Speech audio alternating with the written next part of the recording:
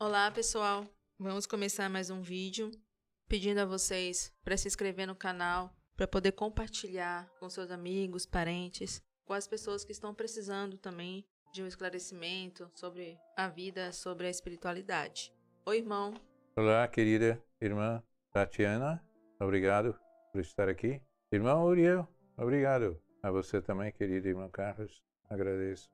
E a todos vocês, compartilhar conosco nesse momento, através da visualização desse vídeo, dessas experiências vividas, que vamos ter com toda certeza, com a dedicação, o trabalho de nossos irmãos aqui, para que a gente possa contextualizar e assim expor nossa visão espiritual. Obrigado.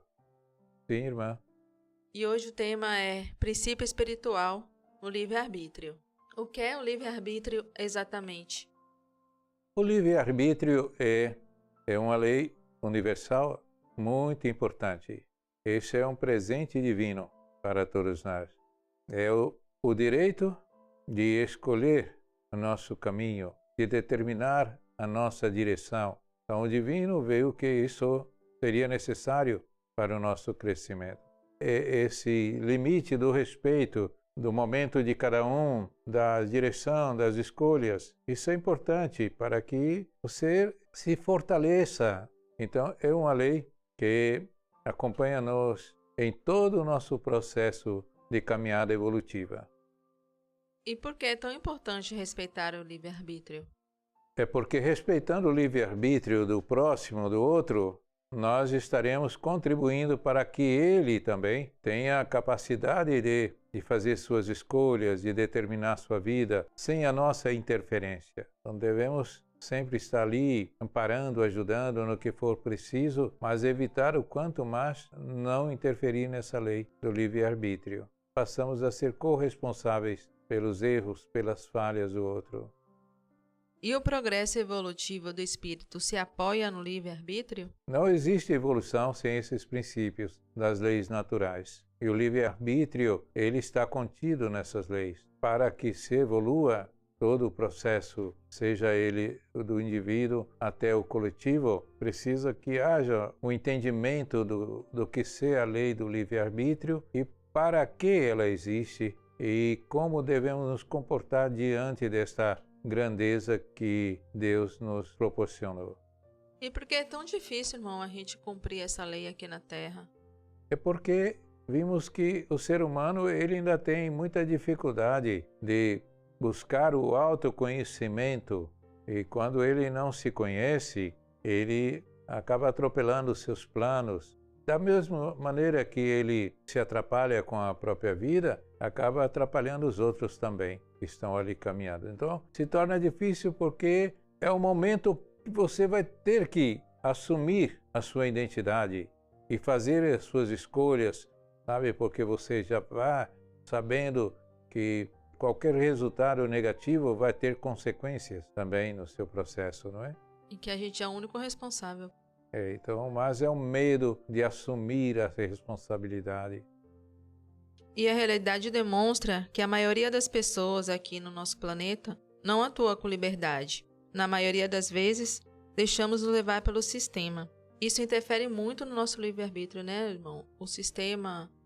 O sistema, existe essas controvérsias, não é? No processo que se diz o ser integral, mas tudo isso é necessário para provocar o indivíduo, até que ele possa entender que o princípio está dentro dele e que ele tem condição de ter um discernimento do que é certo e o que é errado. E o sistema, que o mundo fora, não vai obrigá-lo a sair desse seu centro de luz, desse seu equilíbrio. Por isso é muito difícil para vocês por causa disso. A interferência de fora, as coisas materiais, os costumes, tudo isso aprisionam vocês. Quando se tem muito do mundo fora, se tem pouco de si mesmo. Você passa a ser aquilo que o mundo quer, aquilo que o mundo diz e nada de si. Você se torna um escravo das ideias do mundo e acaba perdendo o que é de melhor, que é a sua unidade, o seu poder de decisão sobre sua vida. Então o sistema está aí, é para isso mesmo, para provocar, para que você vá, não é? Mesmo que sofrendo as consequências ali, tendo feridas, traumas no decorrer da encarnação, mas necessárias para que um momento você diz a si mesmo: chega de sofrer, não quero mais sofrer, eu preciso aprender a cuidar de mim, não deixar que o mundo cuide de mim. Então, o sistema é uma ferramenta para a nossa evolução. Como você está falando, olhar para nós e ver o que é melhor para a gente, não para o sistema, né? E se não tiver oferendas, ofertas do mundo fora, você não vai saber se está fazendo as escolhas certas. Então precisa que venha a provocação. O mundo é cheio de ilusão. Essas formas que traz a vocês certas sensações, não é? Como o irmão Robson fala muito de pensamento, geram sentimentos, que geram emoções, que vai chegar na execução de todo o seu processo existencial. É muito importante que se entenda isto, que você está dentro desse barco, mas você é que tem que se manter no equilíbrio. Sem as provocações, você não aprende o que é certo e o que é errado. Em outros mundos mais avançados, é respeitada e conhecida a lei do livre-arbítrio ou são outras leis?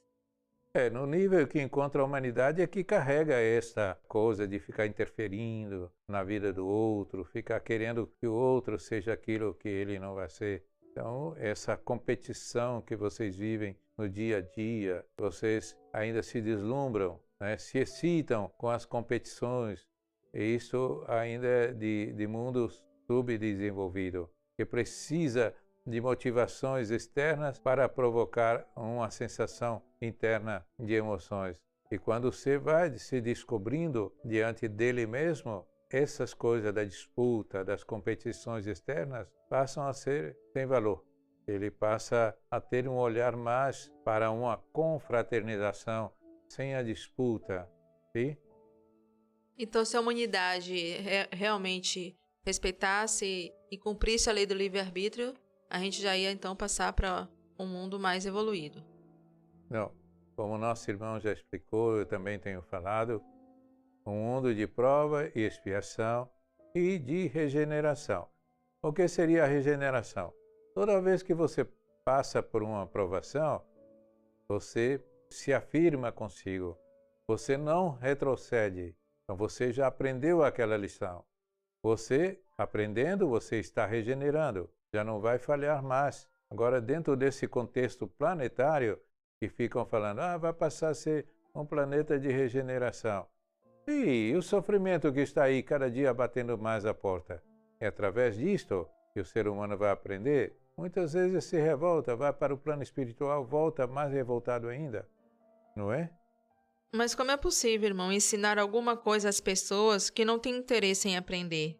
Não teria de se fazer como se faz com uma criança rebelde que não quer ir à escola, que se obriga de alguma forma para que ela vá e aprenda? E não existe um instrumento mais eficaz de ensinar, senão com o próprio exemplo. Então, quando você respeita o outro, respeita o livre-arbítrio, aquela pessoa vai notando que você tem uma qualidade diferente, não é? Que faz bem estar perto de você. Se alguém pede orientação, você diz, olha, para esse lado direito você vai encontrar isso. Para o lado esquerdo você vai encontrar aquilo. Porque não podemos dizer, olha, faça assim. Não, faça assim. Não, você, senão nós nos comprometemos. Os supostos seguidores de Jesus não seguiram o exemplo dele. Refiro-me assim, tipo a igreja, a Inquisição, as cruzadas, uma vez que acabaram por impor aos outros as suas crenças pela força. Quem segue Jesus fielmente respeita o livre-arbítrio. Isso aí não tem nada a ver. As religiões conturbaram isso em nome de Jesus, buscando aprisionar as ideias dos seus adeptos daqueles modelos que ainda existe muito pelo mundo, não é? As religiões sempre procurando ter um domínio sobre os outros, impondo um sistema de viver que não respeita. Parece que todos vão virar robô, todos têm que seguir aquilo. E o verdadeiro caminho da consagração é a liberdade. Jesus só nos pregou a liberdade. E a liberdade só existe quando você respeita o livre-arbítrio do outro e faz com que o seu livre-arbítrio também seja respeitado. E as religiões nunca vão, não sabe? Nunca irão se comprometer com vocês e respeitar a lei do livre-arbítrio, porque isso vai destruir parte dos seus domínios e seus impérios. Porque Jesus sempre, né, fala, conheça a ti e me siga, né? Não tem como você seguir o outro. Você tem que seguir o seu coração e ligado a ele, né? E nas religiões, a maioria das vezes, não. Fala que tem que ser daquela forma e seguir. É porque falamos ligado a ele, é ligado porque ele trouxe a luz da boa nova. Amor a Deus sobre todas as coisas e amor ao próximo como a si mesmo. Se empunhamos essas bandeiras, as outras vão seguindo todo esse caminho. Então, é essa a verdade que ele conclama a todos nós. Não está nas entrelinhas de suas parábolas, está na clareza do que seria o caminho de sua consagração maior, que é amor a Deus e amor ao próximo. Sim, mas para amar o próximo a gente precisa primeiro se conhecer ou não? O amor verdadeiro não existe, o amor mentiroso não existe. Não existe o amor de mãe, o amor de pai, o amor de filho. É um sentimento de tamanha nobreza que não dá para ter amor pelo José e não amor pela Maria. O amor, ele é uma energia universal que vai fazer com que a alma, o ser, ele desenvolva sem essa parcialidade dos interesses mesquinhos que muitas vezes gosto de quem gosta de mim, gosto de quem me faz bem, quem me trata bem. Isso não é amor.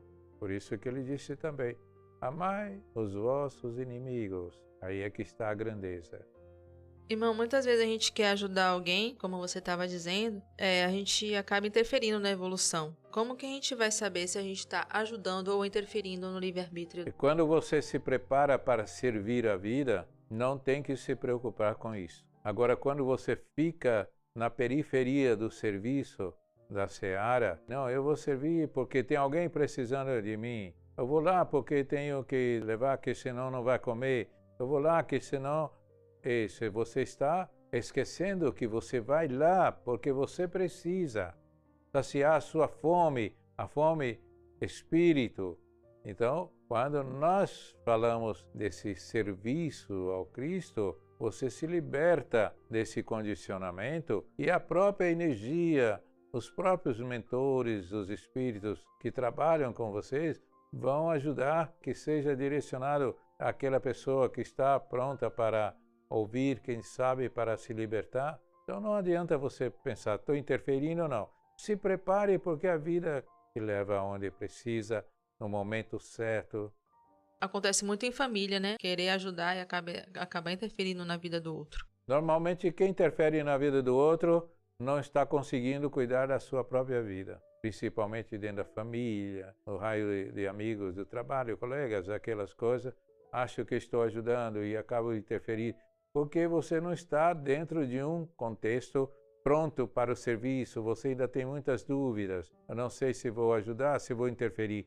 E quando você se prepara, você não tem mais essas dúvidas. Porque existe todo um aparato espiritual que também vai te ajudar a estabelecer esse contato e saber até onde você pode ir, até onde não deve ir. Então o livre-arbítrio é essencial para a nossa evolução. Não tem como evoluir sem respeitar esta lei, né? Não, sem ele não tem como evoluir. Tudo que há interferência de outro em sua vida impede com que você cresça, porque você só vai aprender mesmo quando fizer as suas escolhas, determinar a sua vida. Claro que podemos sempre estar buscando algumas coisas, né, como exemplo de luta de outras pessoas, né, assim como Jesus, Irmã Dulce, Francisco Cândido Xavier, o Buda, como tantos outros agora, foram líderes por essência, sem interferir na vida dos outros, simplesmente acolhendo, dando demonstração do que é esse amor que transcende essas limitações impostas por os falsos sentimentos da sociedade, seja do processo religioso. Tem mais alguma coisa? Não, irmão, terminamos. Então, obrigada a vocês que assistiram o nosso vídeo.